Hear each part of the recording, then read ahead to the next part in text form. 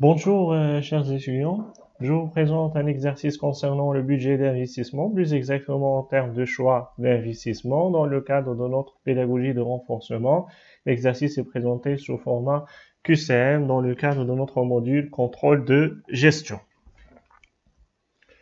L'énoncé de notre exercice se présente ainsi. Pour développer son activité, une entreprise veut programmer au niveau de son budget d'investissement pour l'année 2021 l'acquisition d'un nouvel équipement dont les caractéristiques sont les suivantes. Prix d'achat 600 000, frais d'installation 90 000, les montants sont hors taxes, ainsi que les frais de formation de personnel de 50 000 dirhams. L'augmentation du besoin en fonds de roulement d'exploitation au niveau de la première année est de 70 000 dirhams.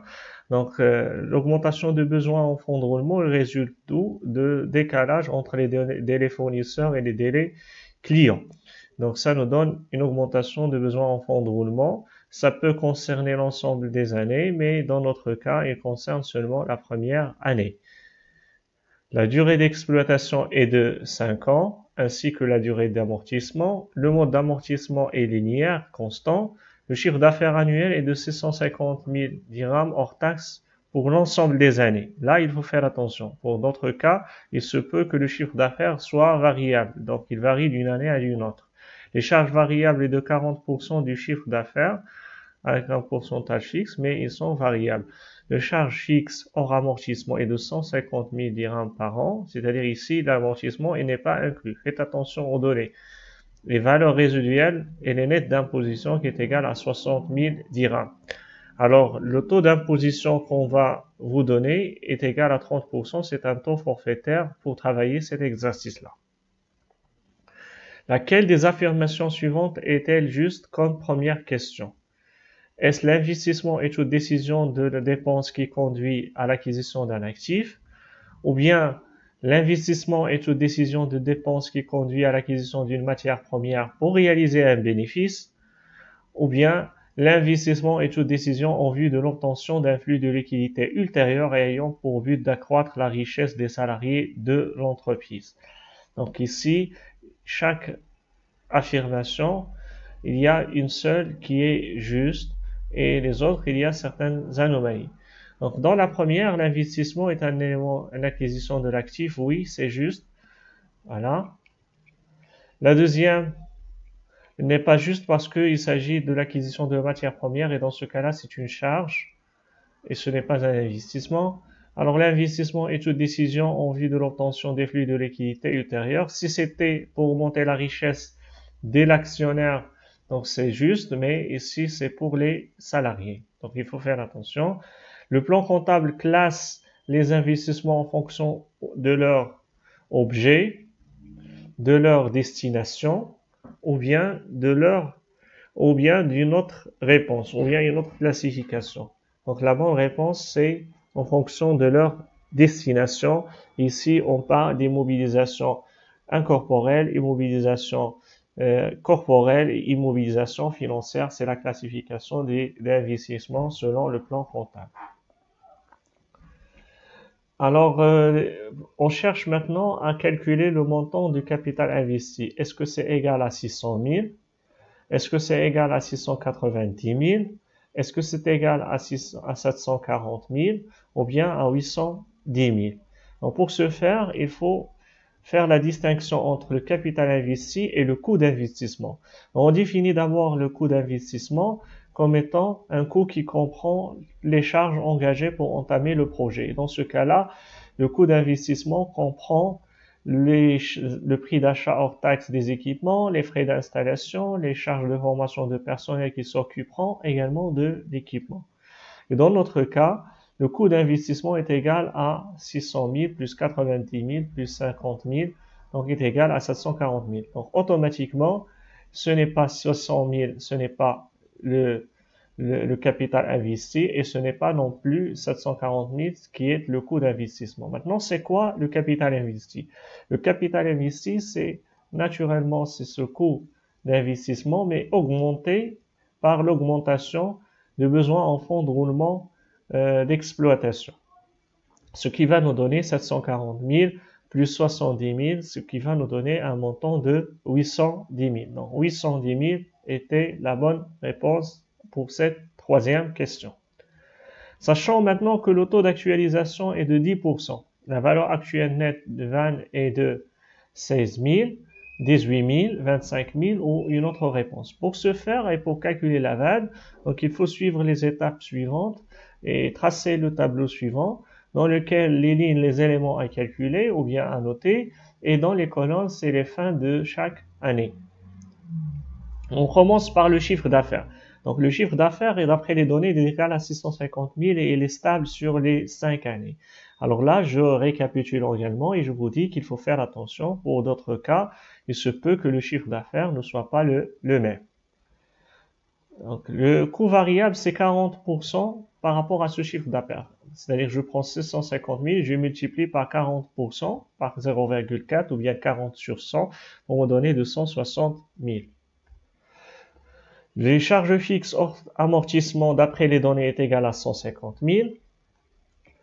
Et les dotations aux amortissements qui comprennent le coût d'investissement, hein, voilà, c'est le coût d'investissement et ce n'est pas le capital investi. Là, il faut faire attention, c'est le coût d'investissement, donc est égal à 148 000, qui est égal le coût d'investissement que nous avons d'après les données qui est égal à 740 000 multiplié par 20% ou bien divisé par 5 parce qu'il s'agit d'un amortissement linéaire constant. Le résultat avant impôt, c'est le chiffre d'affaires moins les éléments que nous avons calculés, c'est-à-dire moins le coût variable, les coûts fixes, les dotations aux amortissements. Là, vous constatez qu'en jaune, les formules que nous avons utilisées pour le calcul de chaque ligne. Et le numéro de la ligne qui précède est égal à la formule si on utilise la formule. Si on n'utilise pas, ça veut dire que la donnée est extrait de données de l'exercice. L'impôt sur société, c'est la cinquième ligne, c'est-à-dire le résultat avant impôt multiplié par 30%. Le taux, il est déjà donné par l'énoncé. Le résultat net, c'est le résultat avant impôt moins l'impôt sur les sociétés. Donc, ça va nous donner 64 400. Et enfin, la CAF d'exploitation, c'est-à-dire la capacité d'autofinancement d'exploitation, est égale au résultat net plus les dotations aux amortissements. Donc, voilà, c'est la septième ligne plus la quatrième ligne est égale à 212 400. C'est la même pour l'ensemble des années parce que nous avons un chiffre d'affaires qui n'a pas changé sur les 5 années. Neuvième question, neuvième ligne, c'est il faut faire attention à ce BFR qu'on a pris en considération dans le capital investi. Il sera récupéré à la fin du projet, c'est-à-dire à la fin de la 5e année, est égal à 70 000. Et enfin, une valeur résiduelle, c'est-à-dire la valeur après l'utilisation de cet équipement, après la fin de sa durée d'amortissement, est égale à 60 000 net d'imposition. Donc, les cash flows qui vont nous aider à calculer la vanne, ils sont égales à 212 400, c'est-à-dire la cave d'exploitation, plus la récupération des BFR, plus la valeur résiduelle. Pour les 4 années, il n'y en a pas. Sûrement sur les 5e années, je les prends en considération. Et voilà, la détermination maintenant de la valeur actuelle nette, c'est la somme des cash flows actualisés moins le montant du capital investi. Je place mes éléments au niveau de ma formule. Et par la suite, pour actualiser, je multiplie par 1 plus le taux d'actualisation qui est 10%, ça veut dire 0,1 à la puissance moins l'ordre de l'année, la première, la deuxième, la troisième, la quatrième et la 5e année. Je n'oublie pas de déduire le capital investi que j'avais déjà calculé précédemment. Et la vanne est égale à 75 882,88 d'après nos choix. C'était autre réponse. La quatrième question, voilà, sachant que le taux d'actualisation est de 2%, l'indice de profitabilité, est-ce que c'est 0,89, est-ce que c'est 1, est-ce que c'est 1,09, ou bien autre réponse. Donc ici, il s'agit bien de déterminer l'indice de profitabilité. Donc l'indice de profitabilité, c'est quoi? C'est ce qu'il permet de déterminer la valeur actuelle dégagée par chaque dirham investi, c'est-à-dire c'est le retour sur investissement. Et par conséquent, l'indice de profitabilité, c'est 1 plus la vanne sur le capital investi. Donc automatiquement, ici, si la vanne était négative, l'indice de profitabilité il est inférieur à 1. Si la vanne est égale à 0, il est égal à 1. Si la vanne est positive, il est supérieur à 1. Donc, il me reste automatiquement dans mes choix, soit c'est 1,09 ou bien autre réponse. Je fais mes calculs et je trouve bel et bien que l'indice de profitabilité est égal à 1,09. Voilà la bonne réponse.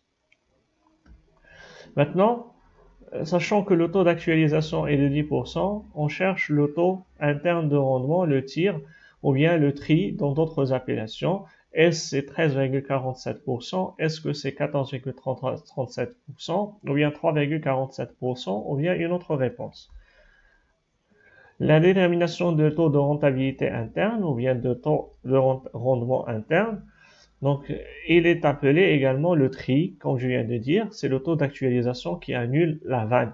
Donc, c'est le taux pour lequel la vanne est égale à 0. Dans notre cas, la vanne était égale à 10%, la vanne elle est positive, donc c'est un peu supérieur à 10%. Parce que si j'augmente le taux d'actualisation, la vanne il va diminuer. Donc, pour ce faire, il y a une méthode qu'on appelle la méthode d'interpolation linéaire à travers laquelle on peut déterminer ce tri. Donc, je place les éléments, le principe de ma méthode. Avec un premier taux T1, la vanne est égale à une vanne 1.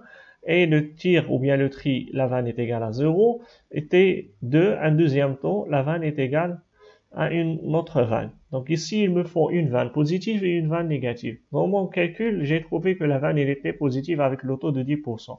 Donc il suffit d'augmenter suffisamment le tri, le T ou bien le taux d'actualisation pour que la vanne soit négative et je place les éléments au niveau de ma interpolation linéaire. Donc, si on prend T1 est égal à 10%, la vanne, on a déjà calculé 75 882,88. Pour T2, on choisit un taux suffisamment élevé pour que la vanne soit négative.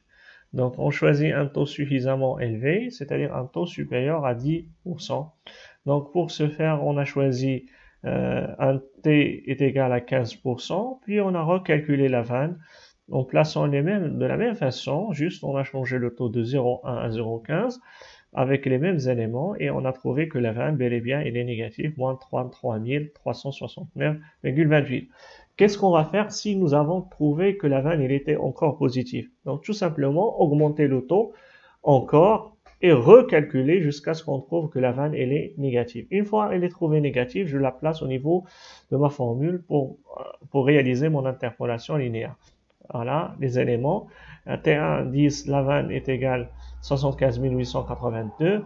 Avec le tri, la vanne est égale à 0. Avec T2 est égal à 15%, la vanne 2 est égale à moins 33 369,28. Il ne me reste que de placer dans la formule. Donc, qu'est-ce que j'ai fait? J'ai pris le tri qui est au milieu. J'ai déduit T1 et j'ai divisé par T2 moins T1. Les deux bords. Et par la suite, ce que j'ai fait au niveau de ma gauche, je vais le faire au niveau de ma droite. V0 moins V1 divisé par V2 moins V1. Donc, je remplace chaque élément par leur chiffre. Voilà. J'ai mis ici la formule pour me cadrer. Donc, le tir ou bien le tri moins 0,1, donc c'était 1. 0,15 moins 0,1, c'était 2 moins T1. Et la vanne 0 donc, est égale à 0. Alors, la première vanne est égale à 75 000 et c'est le moins ici de la formule. Ici, c'est le moins de la vanne négative et ici, c'est le moins de la formule. Il ne me reste que faire mes calculs. Donc, je calcule les dénominateurs, donc étape par étape. 0,15 moins 0,1 est égal à 0,05 et moins 33 369,28 moins 75 882,88 est égal à moins 109 252,16. Donc voilà, ça c'est pour le calcul de ces dénominateurs. J'ai ici le moins et ici le moins, donc ça peut devenir positif. Et par la suite, je multiplie par 0,05 ici de l'autre côté et je place 0,1 de l'autre côté, il devient plus 0,1. Je fais mes calculs et je trouve que le tir est égal à 13,47%. Voilà, c'est la bonne réponse. Donc, ainsi prend fin cet exercice. Je vous remercie pour votre attention. Faites très attention aux différentes données de l'exercice et soyez attentifs à chaque information. Très bon courage et bonne chance pour votre examen.